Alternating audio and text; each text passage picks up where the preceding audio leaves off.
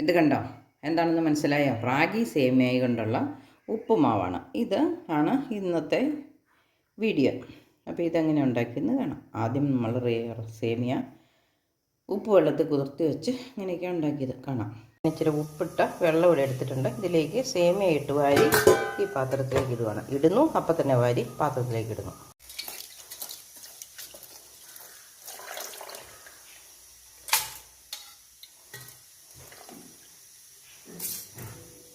ഇനി ഇതൊന്ന് അരിച്ചെടുക്കാം. വെള്ളം ഊറ്റി കളഞ്ഞിട്ട് അതും ചേർത്തു. ഉപ്പുമാവിനകത്ത് ചേർക്കാനുള്ള ഇഞ്ചി, സവോള, മുളക്, തേങ്ങ, കറിവേപ്പില. റാഗി സേമിയയും കൊണ്ട് ഉപ്പുമാവ് ഉണ്ടാക്കാനുള്ള പരിപാടിയാണ്. അപ്പം ആദ്യം സാധാരണ ഉപ്പുമാവ് ഉണ്ടാക്കുന്ന പോലെ തന്നെ എണ്ണയൊഴിച്ച് കടുകിട്ട് പൊട്ടിച്ച് സവോളയും ഇഞ്ചിയും പച്ചമുളകും അല്പം തേങ്ങയും ഇട്ട് ഒന്ന് മൂപ്പിച്ചെടുത്തിട്ടുണ്ട്. ഇനി ഇതിലേക്ക് ഉപ്പിട്ട് കുതിർത്തി വെച്ചിരിക്കുന്ന റാഗി സേമിയ ഇട്ട് ഇളക്കി മൂടി വെച്ച് നമുക്ക് ഉപ്പുമാവാക്കണം. ഇതാണ് കുതിർത്തി വെച്ചിരിക്കുന്ന റാഗി സേമിയ.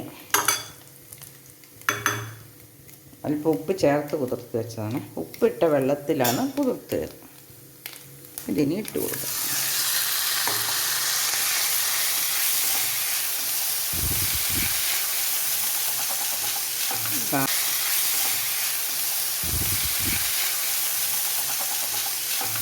നോക്കാം, മൂടി വെച്ച് വേവിക്കാം. 1 മിനിറ്റ് ഒന്ന് മൂടി വെച്ചു. എന്നിട്ട് അതിൻ്റെ ഗ്ലാസ് കാണുമ്പോൾ നമുക്കറിയാവുന്ന ആവി കയറിയിട്ടുണ്ടാകും. ഗ്ലാസ് ഒന്നും മങ്ങിയിട്ടുണ്ട്. ഇനി നമുക്കിതൊന്ന് നോക്കാം എന്തായിന്ന്.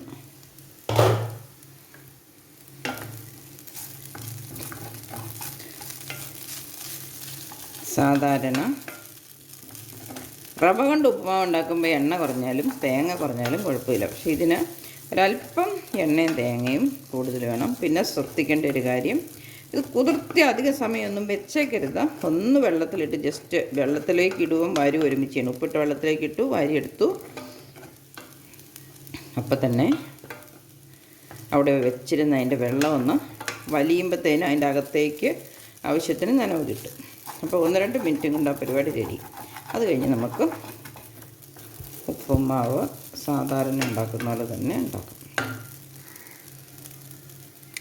ഉപ്പുണ്ടോ, മയമുണ്ടോ, ടേസ്റ്റ് ഉണ്ടോ, എല്ലാവരും ട്രൈ ചെയ്ത് നോക്കണം കേട്ടോ.